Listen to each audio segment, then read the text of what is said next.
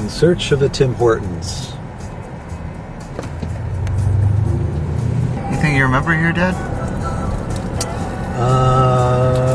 Yeah, it looks like some of the older places might have gotten a facelift, but up here is Hagedorn's Plaza. It's one of the oldest grocery stores in Webster. That's where we are now, Webster, New York.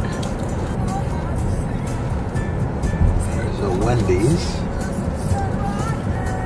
Well, Mike, I think I'll turn around the light here and maybe we can swing back and get some Dunkin' Donuts? good old Dunkin' Donuts, yeah.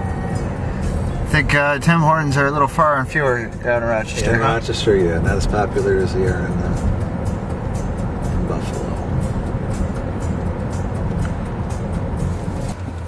Who knows? Maybe we'll move back this way someday, Mike, when I retire to be closer to family.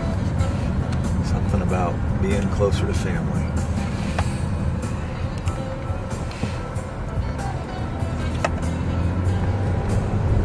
All right. Let's see if we can get back to Dunkin' Donuts.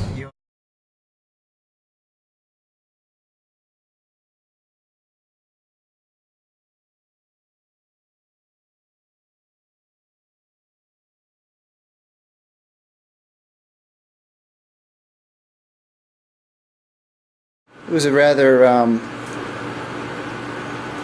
weak winter, wasn't it? Did you? Yes, I wasn't here for that big storm. Well, that's right. You were in Florida. How was Florida? It was just beautiful. Yeah. Like this every day. What did you do? I did a lot of walking. I hung out with my girlfriend, of course. What did we do? We did a lot of things, Mike. We did some shopping. We did a few movies. Went out to dinner. Visited some relatives of hers. It was beautiful down there. The weather was beautiful. My friend has a condominium. It's on the 3rd floor. When you look out the front window on the deck, you see the Gulf of Mexico. It's just from here to the next house over there. And then you go out the other way in Tampa Bay. So you walk, it's an island. So I just walk down to the end of the Gulf side, down a side street, and I'm on the Tampa Bay side. You can just walk from probably a mile. I would be surprised. Every day? Oh yeah, I did more than a mile every day. I meant the whole side is like a mile. Yeah. But then there's streets, just like in California. You know all those little streets that you go down to the ocean? Down. All right, they have all these streets. Down the hill, yeah. The Gulf of Mexico and Tampa Bay. And then on the weekends they have, there's all kinds of shops, restaurants. She lives on 5th Street, 5th Avenue actually. 6th, 7th, 8th Avenue, all these shops, restaurants, just beautiful things. A lot of souvenir type stuff too. And then there's an area on Friday, Saturday, and Sunday where people come put up tents selling stuff. Just a big umbrella, like not really a tent, but a big umbrella. And they have, of course, jewelry. They sell beach towels and all kinds of pictures and stuff that people want to buy for remembrance. And they have music too on Saturdays. They have different, just maybe one or two. On a guitar and a mic singing. Just beautiful atmosphere. I felt very fortunate, very happy to be able to do it. Like, we wanted to hear it too.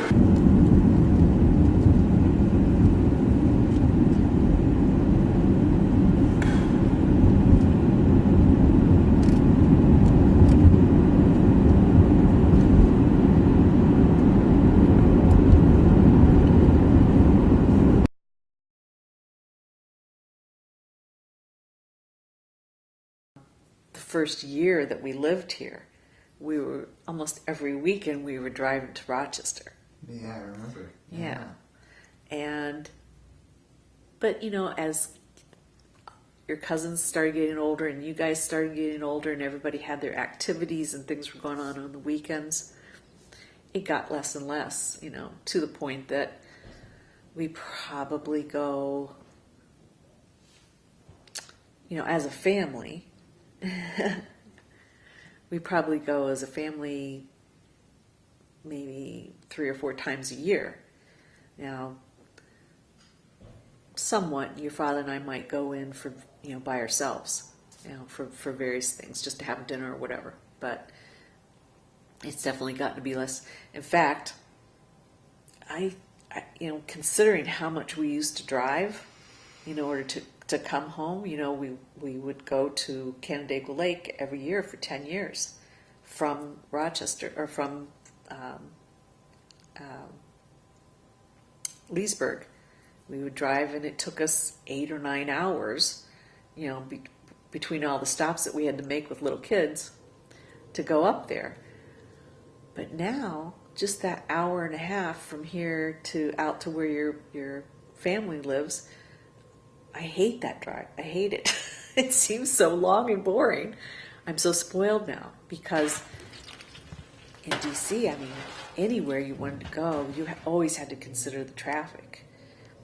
You had to consider what time you left. Your dad sometimes had to leave 2 hours before his shift would start just to avoid the traffic, Mm-hmm. Here you can go almost anywhere you want within a half an hour to 45 minutes.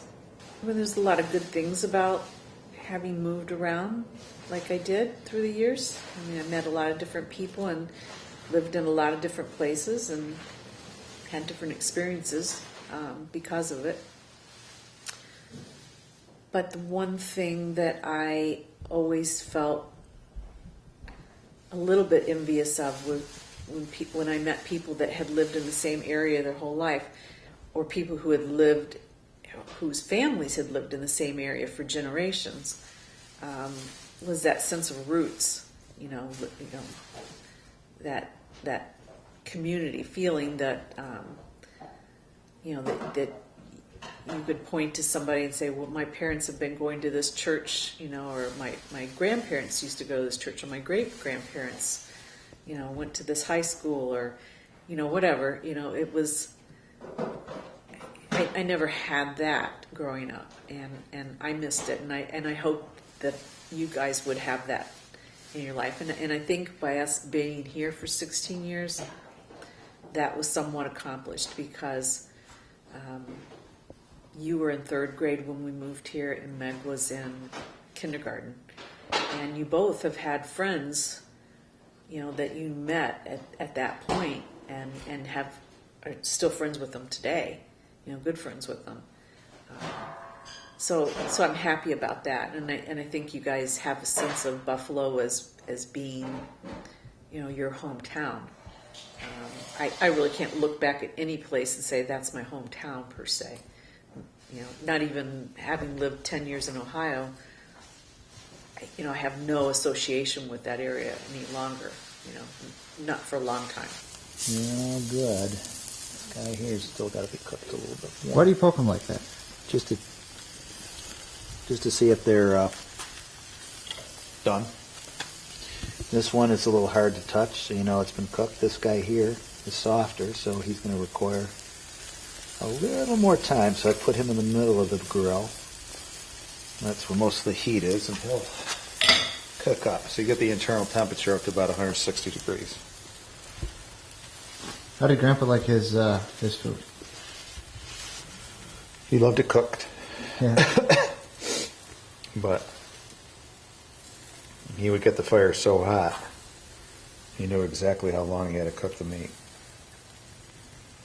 Especially steak. With chicken you don't need as hot a fire, but with the red meats you do. What did he used to say about steak? How did he like it? He loved it Pittsburgh style, which is blackened on the outside and rare on the inside. Had to get you to say it. Yep. So. Yep. Well, you remember, Mike? Yeah. Well, I remember going to Batavia. Yep. And him ordering it. Yep. Yeah, there's not a lot of people that know that. It's kind of an old term.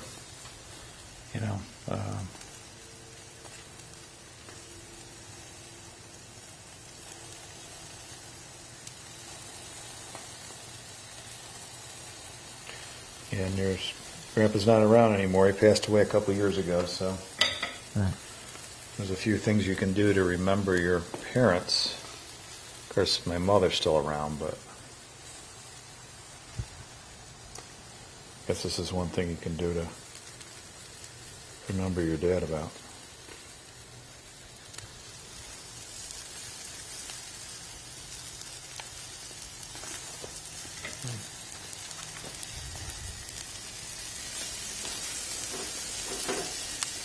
Yeah, this guy is cooking up pretty good. You can tell when I poke the skin, the juice comes out.